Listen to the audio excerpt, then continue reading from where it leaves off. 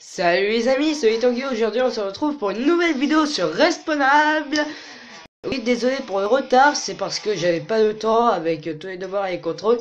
Mais c'est les vacances, je devrais avoir un peu plus de temps. Alors aujourd'hui on va parler de comment réussir facilement le tier 3 de l'event Superstar. Car en fait, en quelque sorte, Digital nous a mis un bon gros doigt dans les fesses. Pour ceux qui comprennent pas, en fait, vous voyez le nombre... de aller au premier trial, au premier trial, au il faut combien pour celui-là déjà? Ah oui, et 100 000.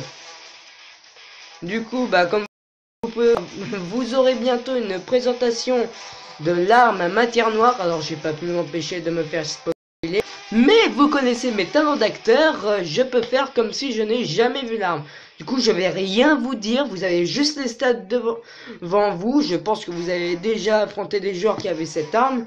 Et j'ai hâte de la voir, vous verrez pourquoi. Du coup, comme si je connaissais pas l'arme. Du coup, cette arme a l'air super bien, regardez, dégâts 5. Par contre, précision 1, je pense que ça... J'ai vu des joueurs quand ils l'utilisaient... En gros, ça tirait très vite, mais il touchait pratiquement jamais. Du coup, précision 1, si ça se trouve, il n'y a même pas de viseur. Alors, on va revenir au sujet principal. Comment bien réussir cet event? D'abord, première chose, on va commencer par les personnes qui ont le bon équipement et les personnes qui n'ont pas le bon équipement. Pour les personnes qui ont le bon équipement, équiper le pack de cascadeur, ça passe. Hein. Vous mettez le pack de cascadeur, vous le terminez. C'est obligé. Cette arme est sur-cheatée. Même sur la tête FC, elle est sur-cheat. Vous pouvez utiliser les armes aussi de Ghostbusters. Je vous conseille le blaster ou le double blaster. Les armes à proton, les 2 pistolets d'énergie ou le fusil plasma canoncier. Ou le fusil éclabousseur, je pense que vous avez deviné. Parce que ces armes sont extrêmement efficaces contre les fantômes. Et surtout, ça se recharge rapidement. Et c'est des grands chargeurs. Enfin, sauf le blaster, sauf qu'il fait mal et il tire vite. Et il recharge vite. Parce que les armes qui mettent beaucoup de temps à recharger et qui n'ont pas beaucoup de balles, comme le gant à proton ou le fusil à canoncier à proton, bah du coup c'est moins efficace car il y a des boss qui ont une blinde de vie. Et sinon, équipez-vous du piège Ghostbusters ou de la mine Ghostbusters. Vous verrez après pourquoi. Maintenant, on va parler des personnes qui n'ont pas un bon équipement. Alors, tout de suite, les personnes qui utilisent, attendez, ceci, le lance-flamme qui était avant, quand je payais pas, mon arme la plus forte. Abandonné. Ça ne sert à rien. C'est impossible de terminer l'event avec le lance-flamme. Sauf si vous utilisez justement les pièges Ghostbusters. Mais par contre, ayez-en une blinde. En gros, pour vous dire, lors de cet event, attendez, non, on va aller dans comment jouer. Bah, c'est Ghostbusters, SOS Fantôme, comme ça le dit, chasseur de fantômes. Et en gros, bah, en fait, c'est l'événement SOS Fantôme, tout simplement. C'est-à-dire, il y a les 3 fantômes, c'est-à-dire ce fantôme moche qui est juste là, le Bouffe-Tout et le Bibandoum Chamallow. Alors, pourquoi les pièges Ghostbusters? Alors attention, n'utilisez pas un piège Ghostbusters sur ce fantôme-là, hein. Ça sert à rien. En gros, parce que le Bibandoum Chamallow a une blinde de vie. J'ai fait des calculs par rapport au point que les fantômes vous donnent. Le fantôme qui est juste là donne 250 points si vous le tuez entièrement. Le Bouffe-Tout en donne 500. Oui, 500, c'est bien.